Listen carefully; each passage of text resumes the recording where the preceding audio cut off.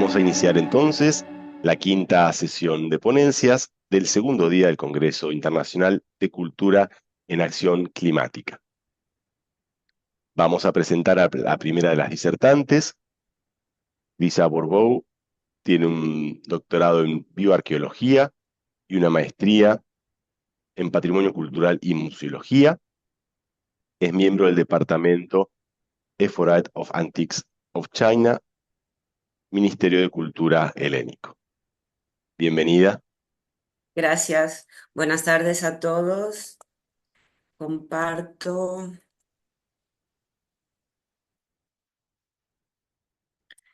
Entonces, trabajo en dos museos arqueológicos en Grecia y, entre otras cosas, soy responsable para la producción de exposiciones, sobre todo temporales. Hace poco que estamos en esta etapa que intentamos de hacer estas producciones un poco más sostenibles. Y aunque en 10 minutos no puedo darles toda la información, por lo menos puedo darles una breve introducción sobre los pasos que seguimos cada vez que organizamos una nueva exposición. La verdad es que las exposiciones son unas de las actividades de los museos lo más populares y educativos, pero raramente tenemos en cuenta la huella de carbono que este tipo de actividad tiene. Y está bien verdad que todavía tenemos muchos desafíos y dificultades para hacerlo. Por ejemplo, no todos los museos tienen una estructura fija como organizar este tipo de actividades. Todavía tenemos este tipo de conceptos erróneos que, por ejemplo, un diseño ecológico es de valor estético bajo, o también encontramos muchas dificultades para encontrar proveedores y servicios que tienen este tipo de criterios más sostenibles. Pero la verdad es también que no vamos a parar a organizar exposiciones temporales, entonces tenemos que encontrar una manera para hacerlas un poco más sostenibles. Lo que voy a presentar es los pasos que seguimos cada vez que organizamos este tipo de exposiciones temporales, de una manera antes, durante y después de la exposición. Entonces, en la primera fase, que es la fase inicial, cuando empezamos con el proyecto, lo más importante es de poner en centro de este proyecto la idea de sostenibilidad, es decir, de pensar desde el principio en el siglo, de la vida de la exposición entera. En cada etapa lo que hacemos es preguntarnos algunas preguntas y, según las respuestas que tenemos, paso a paso organizamos todo el plan. Por ejemplo, en esta fase inicial preguntamos a nosotros la frecuencia con la cual queremos hacer una nueva exposición temporal, o si queremos hacer una exposición muy grande tipo blockbuster o una exposición más pequeña. Y sobre todo cuánto va a durar esta exposición, porque si es algo grande, lo vamos a tener por lo mínimo un año.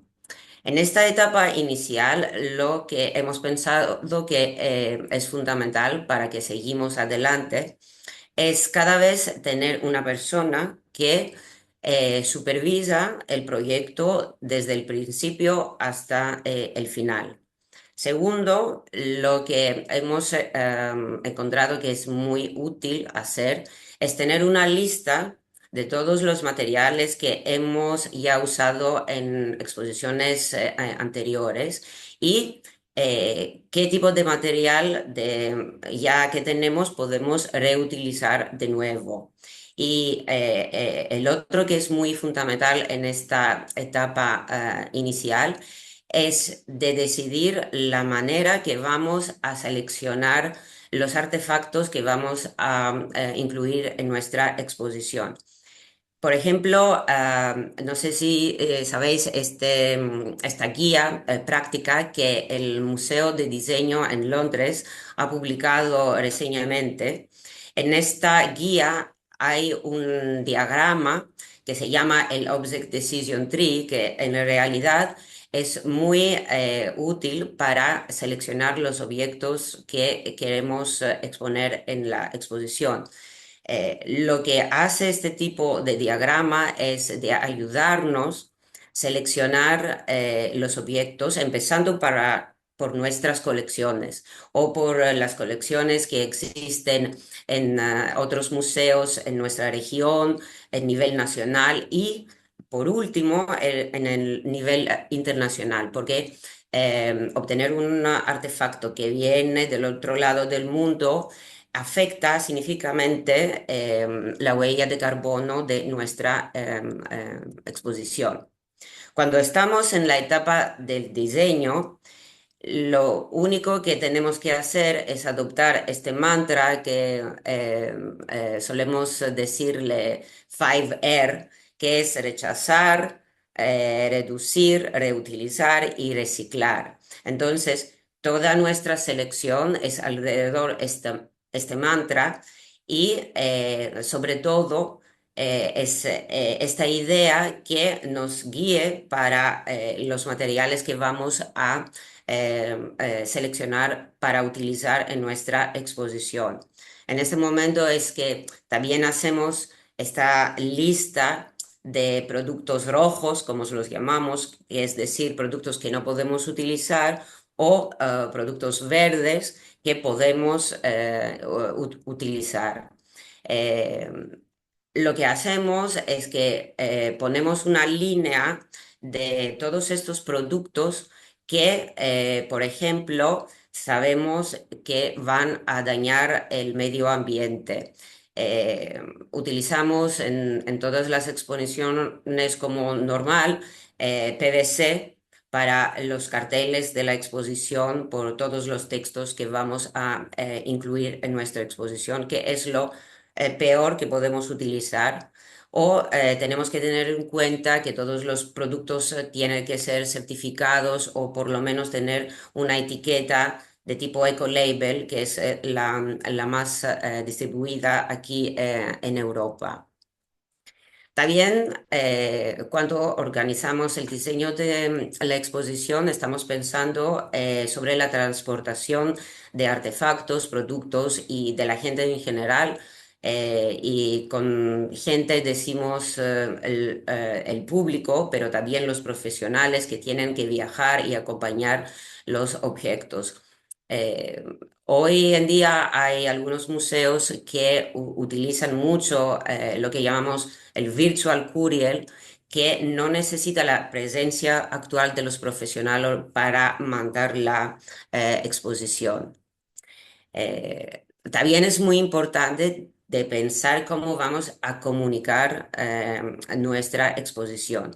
Por ejemplo, pensar en la comunicación de tipo digital o publicada si hablamos del catálogo de la exposición y pensar cada vez que es mejor hacer uno de los dos o una mezcla de los dos. Por ejemplo, imprimir solo la cantidad necesaria para los catálogos y también tener en nuestra página web una versión digital de este catálogo. Y también pensar si de alguna manera podemos reutilizar todos los materiales que ya hemos utilizado para la exposición.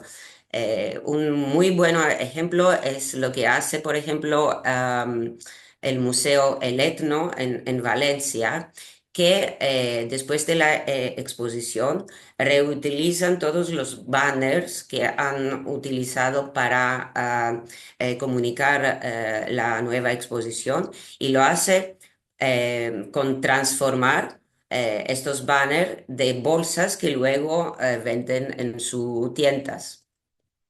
Y La etapa después de la exposición, que para nosotros es muy importante, es la evaluación. Es decir, que es el momento que cuando inauguramos la exposición, cuando la exposición estrena, nos quedamos pensando, reflexionando sobre lo que hemos logrado y sobre lo que no hemos logrado.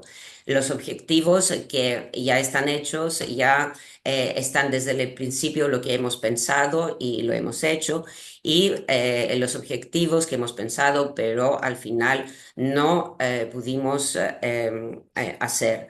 Y este momento es, digamos, un poco el momento más duro porque reflexionar sobre todas esas experiencias, lo que hacemos es pensando siempre en el por qué no hemos logrado un objetivo que ya hemos puesto en la fase inicial del proyecto.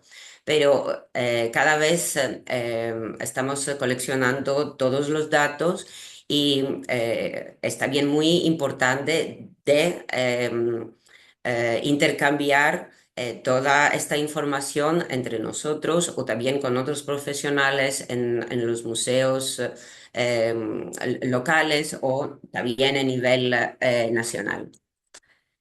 Gracias y bueno, perdona si mi español es un poco, no sé, pero al final espero que todo salió bien. Muchas gracias por tu presentación. Sí, sí, hablas casi mejor que nosotros en español, así que felicitaciones. Vamos a presentar a la próxima expositora, Larisa Bergamassi, escenógrafa y pesquisadora, doutoranda en Belas Artes, Ciências da Arte e do Patrimônio, na Faculdade de Belas Artes da Universidade de Lisboa. Larisa, seja bem-vinda. Obrigada, Marco. Boa tarde a todos. Boa Vou tarde. compartilhar minha tela. Estão vendo aí? Sim, perfeito. Ok. Bom, como o Mauro me apresentou, o meu percurso, vou continuar a apresentação, vai. Meu percurso de formação se inicia no campo audiovisual, com a graduação em Imagem e Som na Universidade Federal de São Carlos, no Brasil, em São Carlos, onde eu acabei participando de muitos projetos, sempre no campo da cenografia e da direção de arte, principalmente para séries e filmes, de TV brasileiros. E eu fiz o mestrado em cenografia e museografia para exposições na Academia de Belas Artes de Bolonha, e agora sou aluna do doutoramento, né, do doutorado em Belas Artes em Ciências da Arte e do Patrimônio da Faculdade de Belas Artes. Eu apresento, então, uma pequena parte da minha investigação, agora com os estudos de caso, né, chamada Novas Formas, Práticas Positivas, Museografia e Sustentabilidade. A investigação elege como período histórico aproximado dos anos entre a metade do século XX e os dias atuais, período onde se observa uma proliferação dos museus e das galerias de arte e as realizações de grandes exposições, né, de mostras, e, por consequência, a formação de um novo público, em paralelo a um contexto histórico de denúncia sobre os efeitos prejudiciais da superpopulação, dos pesticidas, a crescente preocupação, as discussões, manifestações populares que incluíam a necessidade de proteção do meio ambiente, que foram seguidas por eventos e marcos institucionais muito importantes no campo da ecologia, como o Dia da Terra, a primeira Conferência Global, enfim, fiz uma pequena linha do tempo que vocês conhecem com certeza. É, as perspectivas delineadas naqueles anos eram de um iminente esgotamento dos recursos essenciais da vida da Terra, e a sensibilização resultante a esse problema levou à concepção do conceito de desenvolvimento sustentável no âmbito da Comissão Mundial, sobre o Meio Ambiente e Desenvolvimento da ONU. Então, partindo daí da sua definição, ou seja, uma condição de desenvolvimento que garante que as necessidades da geração atual sejam atendidas sem comprometer a capacidade de desenvolvimento das gerações futuras, e fazendo um salto temporal, transportando para os dias atuais, não é? Nos objetivos comuns de sustentabilidade, colocando em relação com as artes visuais, o universo das exposições e do fazer museográfico, né? Chegamos à minha pesquisa. E aqui eu uso esse fazer museográfico, né, como uma palavra como um grande guarda-chuva para abrigar projetos museográficos de museus e outros espaços expositivos, mas também de uma única mostra ou exposição de natureza permanente ou temporária, ou mesmo uma instalação. E para falar do que é material, né, da execução de um projeto de exposição, assim como a colega falou anteriormente, me aproximando do universo da cenografia, da curadoria, da arquitetura e dos inúmeros profissionais e artesãos que fazem parte dessa cadeia de produção, né? Eu vejo aí a necessidade de refletir e entender como o desenvolvimento sustentável, o pensamento ecológico em exposições em projetos artísticos se contaminam, se perpassam, né? Analisando métodos e processos e materiais que têm sido utilizados nos últimos anos como respostas ecológicas no campo cenográfico, por fim propondo, né, pensando uma nova maneira de organização, onde a demanda sustentável se torna basilar para o desenvolvimento de novas exposições. A atenção recai sobre o papel crucial do realizador, né, entendido como um profissional multifacetado, responsável por planejar, por executar, por finalizar exposições de maneira indisciplinar. E ele planeja, né, todas as fases de realização de exposições. Aqui, né, eu defini como idealização, a criação, materialização e a recriação, né, considerando o projeto de exposição a partir dos critérios ecológicos, fazendo o uso de diversos métodos materiais sustentáveis, mas também, né, podendo idealizar mostras que alimentam reflexões sobre o consumo, sobre os ciclos de vida dos materiais, o papel do design, da moda, o modo como a sociedade se organiza, protege e destrói o meio ambiente, além de aprofundar temas que já estão em discussão, como as mudanças climáticas. Foi feita uma guia de perguntas para a seleção e a individualização dos possíveis estudos de caso, e aqui eu vou apresentar dois exemplos do contexto italiano, que é onde eu me encontro agora, né? A conexão entre os projetos escolhidos foi guiada por documentações que indiquem escolhas e dinâmicas que fizeram com que esses eventos, através de ações práticas e do seu legado, tenham contribuído para a diminuição do impacto ambiental das produções. Foram analisados através de pesquisas e também entrevistas, o Museu de Ciências de Trento e alguns projetos do Estúdio de Design Forma Fantasma. O Museu de Ciências de Trento, né, localizado na província do mesmo nome, no norte da Itália, é um museu referência em sustentabilidade no território italiano, seja pela otimização em eficiência energética do projeto arquitetônico do edifício, seja pelas exposições e as atividades relacionadas à preservação do meio ambiente. O edifício do museu fez parte de um grande projeto de remodelação de uma área industrial da cidade, uma antiga fábrica Michelin, que foi requalificada e se transformou no atual Quartiere degli Alberi, dando origem ao museu, a uma biblioteca e um parque, e também a edifícios com apartamentos e comércio. Esse projeto todo foi feito e executado pelo Estúdio de Arquitetura de Renzo Piano, o arquiteto Arcstar, com muitos projetos importantes, enfim, outros museus na sua trajetória.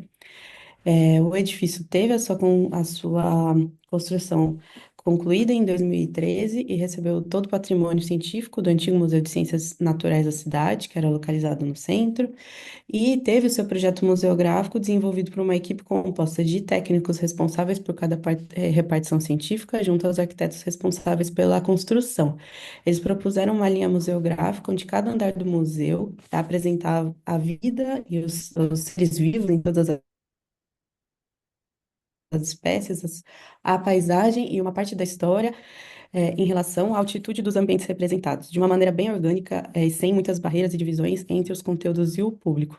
Por exemplo, por ser um ambiente alpino, né, Trento é uma cidade alpina, o andar mais alto do museu apresenta o topo das montanhas e a sua vida existente, desde as geleiras, que ali eu até botei uma foto para que ela pode ser tocada, chegando ao andar mais baixo, onde tem uma reprodução, né, de uma floresta tropical dentro de uma estufa, né, criada como um projeto de pesquisa científica e proteção ambiental do museu realizado nas florestas da Tanzânia. O projeto arquitetônico foi guiado pelos conceitos de leveza e de transparência. Os materiais usados na construção foram prioritariamente provenientes do território e ecologicamente sustentáveis, assim como os diversos aparatos técnicos que promovem a eficiência energética, como sensores de iluminação, climatizadores conectados a sistemas como cortinas, janelas, que se adaptam à melhor relação de conforto térmico luminoso, a economia de energia, reaproveitamento de água, a geração de energia elétrica através de painéis solares e também geotérmica.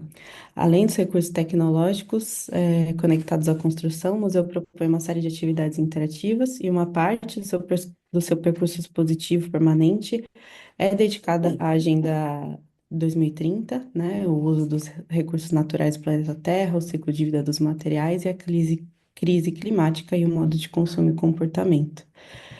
O segundo exemplo que eu trago é, considerando sempre desde a pesquisa e da idealização, um dos exemplos de exposições conectadas ao tema desde a sua concepção é a Mostra Câmbio, que foi realizada pelo Estúdio Forma Fantasma. Esse é um estúdio de design e essa amostra temporária foi uma investigação que ainda está disponível digitalmente pelo estúdio sobre a extração, a produção e a distribuição de produtos e da indústria madeireira, encomendado pelo Serpentine Galleries, em Londres, na Inglaterra, onde teve a sua primeira exibição na mesma galeria, em 2020. O projeto buscou mostrar de maneira global todas as fases e processos, desde a extração, do transporte, a indústria, o comércio do setor madeireiro e como a evolução desse tipo de atividade ao longo do tempo e sua expansão global em diferentes contextos tornam a sua regulamentação desafiadora, né, com origens na extração desenfreada ocorrida nos territórios coloniais até o século XIX, tornou-se uma das maiores indústrias do mundo em termos de receita gerada e também uma das grandes responsáveis por fortes impactos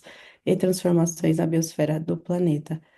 A mostra exibiu objetos que eram desde amostras de madeira rara, exibida na Grande Exposição de 1851, até móveis antigos, móveis contemporâneos, e era possível perceber que cada peça de madeira continha uma espécie de arquivo de informações referentes às mudanças climáticas e também aos movimentos dos materiais ao redor do mundo.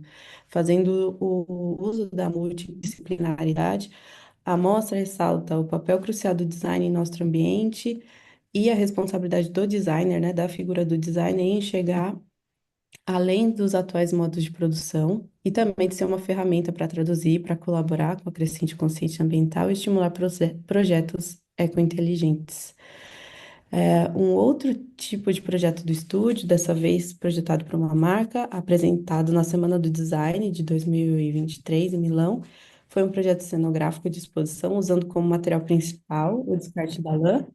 Com esse intervento, o estúdio propôs um novo material para o enchimento das poltronas da marca, feito com os excessos da lã que seriam descartados. Toda a estrutura da exposição foi composta por esse mesmo material e as poltronas e sofás foram apresentadas nas diversas fases de produção.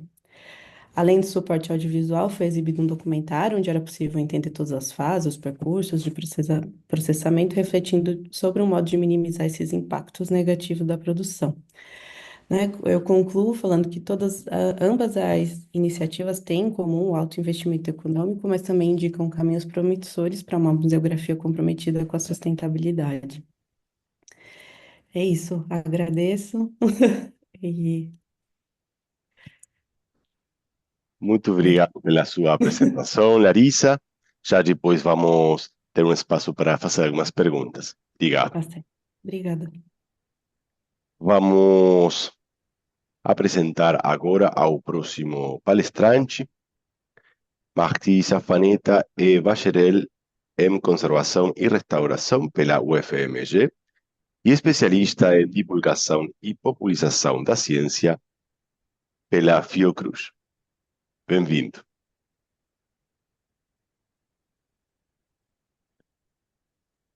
Boa tarde a todos. Então é isso, gente. Boa tarde. Vou apresentar a minha investigação, é um capítulo da minha pesquisa em divulgação científica, chamado Divulgação Científica em Conservação e Restauração, uma cartografia das mídias sociais. Um segundinho.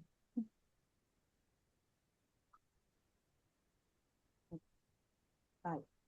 Primeiramente, uma breve apresentação que eu vou emendar numa audiodescrição. Meu nome é Marte, eu sou uma pessoa com deficiência, sou autista e sou uma pessoa não binária transmasculina. A parte acadêmica eu vou pular.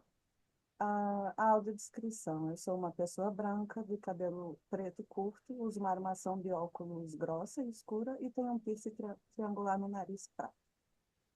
Atualmente, eu trabalho no projeto Tem Ciência no Museu da UFMG, que é uma proposta de divulgação científica.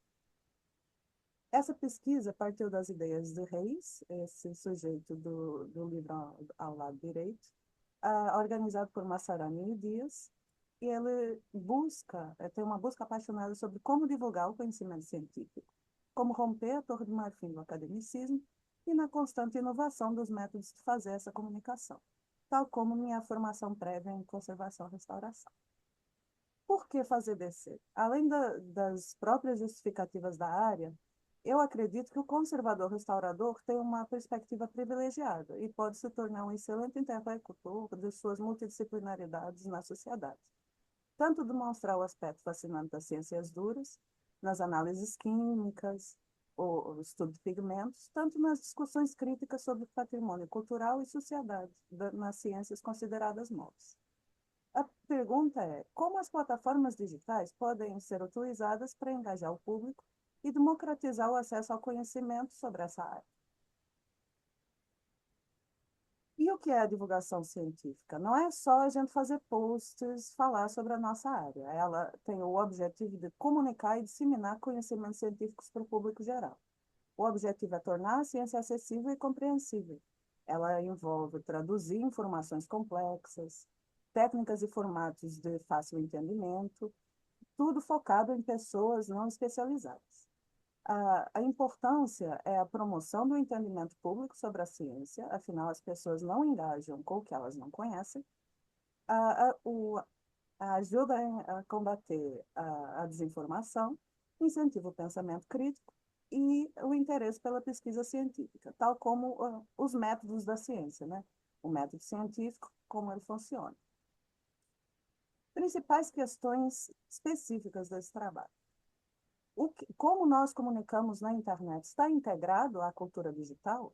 Porque a cultura digital tem as suas próprias formas de consumo e criação de conteúdo. E qual o panorama atual desses diálogos? Compreendendo esse panorama, podemos percorrer um caminho mais fundamentado e consciente das lacunas para essa educação patrimonial e popularização da ciência da conservação no ciberespaço. O escopo. A minha principal intenção era produtores de conteúdo nacionais. Afinal, eu queria ver a ciência da conservação no âmbito nacional. Outro ponto de interesse outro ponto é a escolha do YouTube. O interesse nessa plataforma é porque ela foi indicada como a segunda favorita para buscar conteúdos de ciência e tecnologia pelos jovens. Nessa publicação também do Massarani, perde apenas para a plataforma do Google. Então, primeiros empecilhos. Ao criar uma conta nova, zerada, no YouTube, e jogando só conservação e restauração, já descobrimos uma falta de ocupação nesses espaços. Um possível desinteresse do público que busca conteúdo, afinal, isso é um resumo das tendências de pesquisa, e uma saturação de usuários maiores que também usam os mesmos termos. Então, acaba havendo uma ocupação desses termos quando alguém busca. Optou-se por buscar termos como restauração de arte e restauro de arte, para focar e achar conteúdo para análise. Esse resultado suscitou uma análise de conteúdo e a metodologia foi a análise qualitativa de Cosinets, que adapta a etnografia para o ambiente online, permitindo o estudo de comunidades e culturas virtuais. O conteúdo analisado, ao todo foram 164 vídeos de interesse. Esta imagem é uma representação visual do universo de dados explorados. Cada pontinho colorido é um canal e cada pontinho branco conectado a ele é um vídeo que a gente analisou porque está no nosso escopo de conservação ou restauro. As cores também são relevantes. Como podemos ver nesse gráfico de pizza, os 30 canais que a gente encontrou foram divididos desta forma: 12 institucionais, dos quais 4 são instituições privadas, 6 com foco em conservação e restauração, 4 em jornalismo, 2 em história, 2 em entretenimento, 2 em artes e um de cada, um de religião, um de divulgação científica e um de artesanato. Ao todo, 6 desses canais são monetizados. Não vou entrar tanto na área da monetização e as questões éticas, mas é importante apontar. Também, as questões dos uploads desses vídeos mostram uma tendência de subida desde 2012 até agora, e tem 2 picos. O de 2023 relaciona-se provavelmente à produção e busca sobre conteúdo dos ataques terroristas do 8 de janeiro. Estava bastante nas hard news, então acredito que isso que trouxe este segundo pico aqui. A distribuição da geolocalização dos vídeos. Nem todos tinham geolocalização disponível, mas evidenciam uma ausência de conteúdo proveniente da região norte do país e uma falta de diversidade de locais que produzem esse conteúdo. No mapa de palavras gerados através das tags desse universo de canais, que é uma ferramenta usada pelo próprio YouTube, vemos em destaque alguns termos do nosso escopo, porém diversos de outros campos, evidenciando que esses canais, em sua maioria, não estão focados no tema que buscamos. Inclusive, existem bastantes termos religiosos e em outros idiomas, apesar de todo o conteúdo ser nacional. Considerações. O canal com maior número de visualizações e comentários foi classificado na categoria Conservação e Restauração. É o conteúdo que mais engaja seu público, mas ele tem um viés técnico mais leigo, não é o tipo de restauração que aprendemos na faculdade.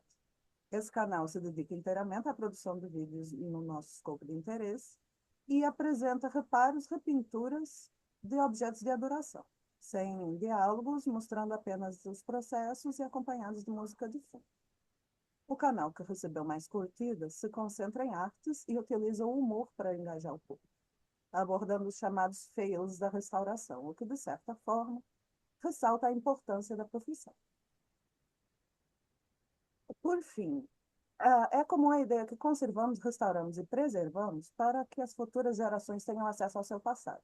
No entanto, essa narrativa se torna cada vez mais insustentável diante das mudanças climáticas e falta de diálogo significativo entre conservadores e restauradores e os diversos atores sociais.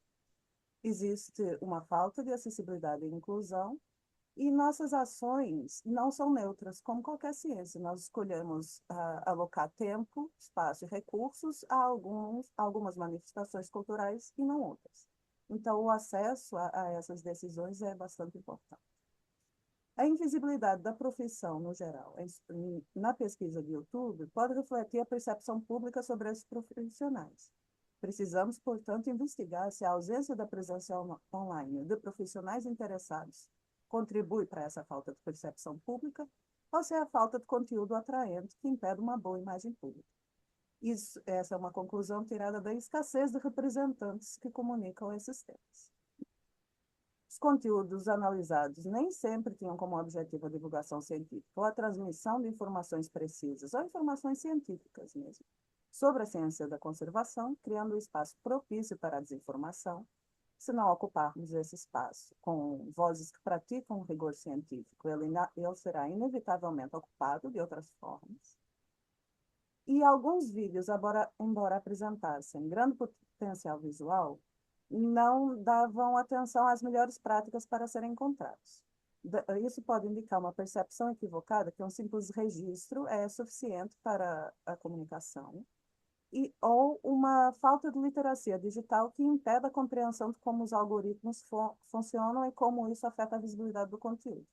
Uma estratégia observada para aumentar a visibilidade dos vídeos foi aproveitar picos de interesse do público, navegando as chamadas hard news, e isso também é útil para evitar desinformação sobre essas mesmas hard news.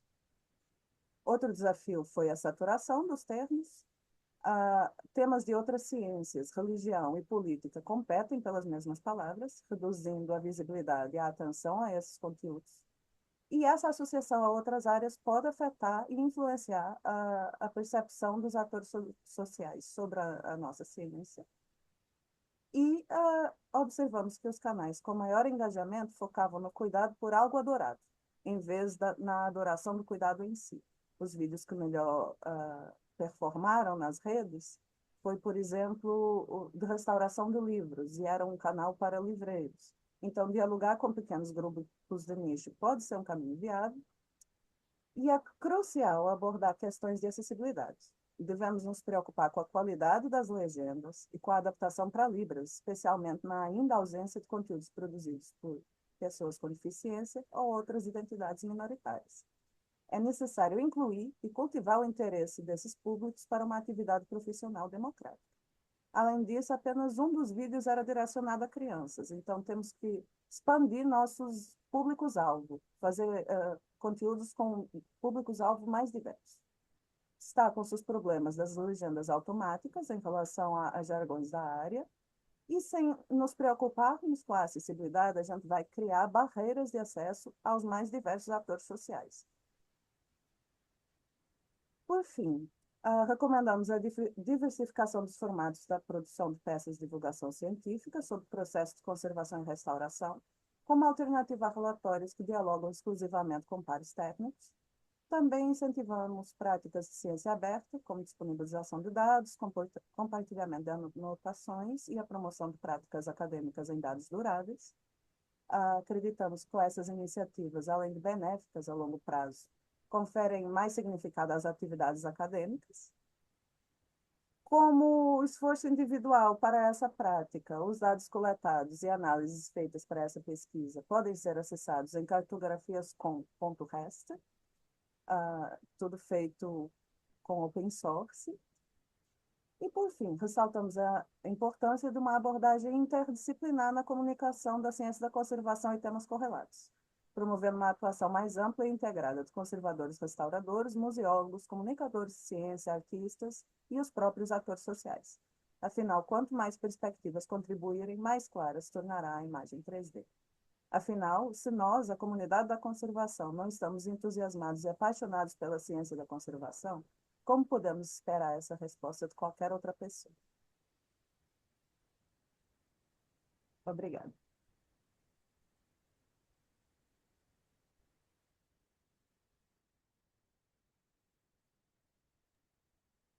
Muito obrigado pela sua apresentação. Agora vamos ter um espaço breve de perguntas e respostas. Se os participantes querem enviar alguma pergunta pelo chat, podem fazê-lo. Temos uma primeira pergunta para Crisa. ¿Están trabajando en próximas exhibiciones para el año 2025, considerando esta metodología del análisis del impacto ambiental y del ciclo de vida de esas exposiciones?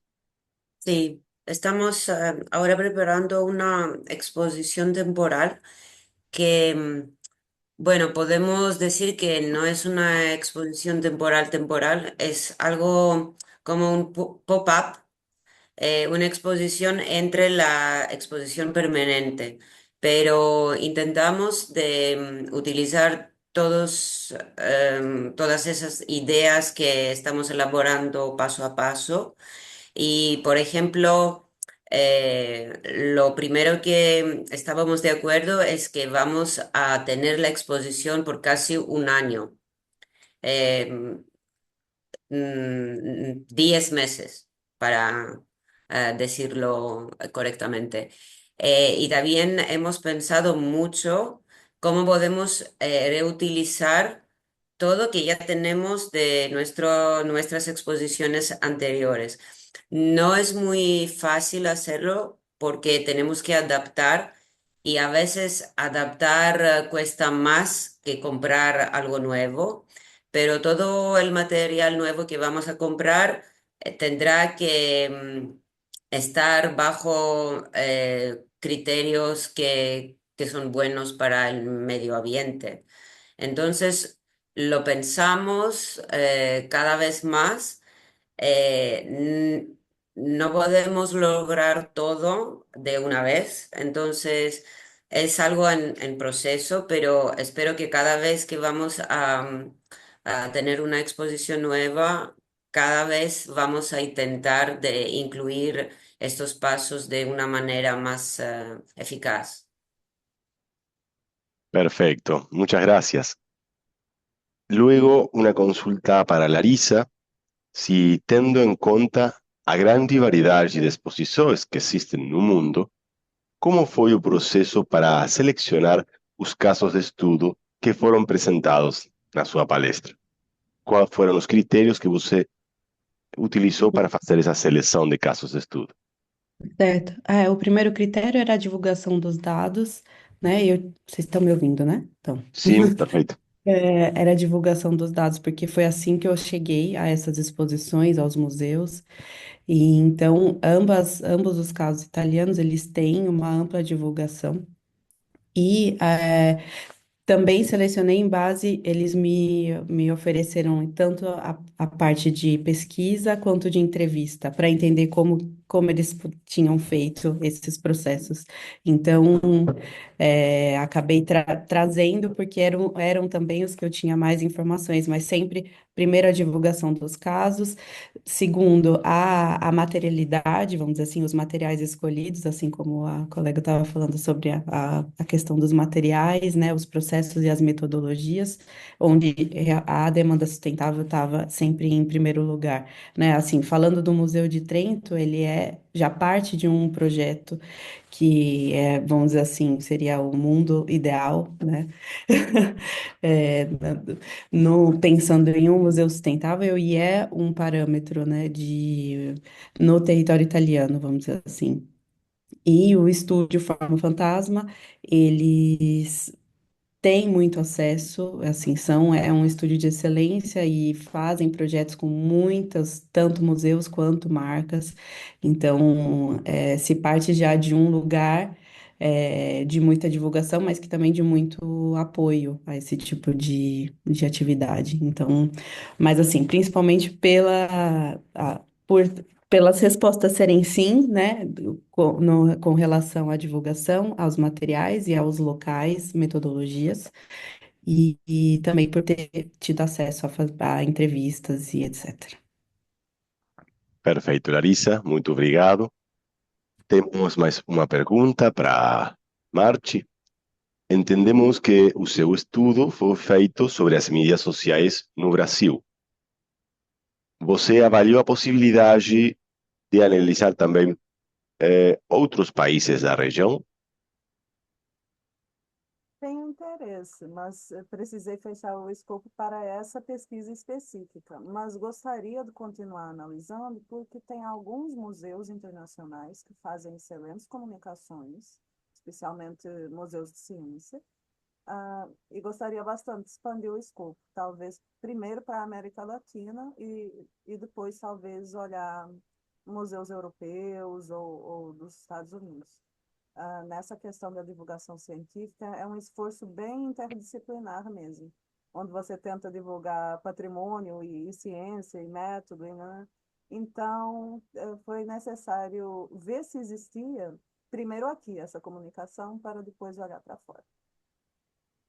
Perfeito, muito obrigado. Bom, já estamos chegando ao final dessa sessão de palestras. Queremos agradecer mais uma vez aos palestrantes e vamos convidar também que permaneçam nessa reunião, que já, em uns minutos, começará a conferência. Muito obrigada, Mauro. Obrigada a todos.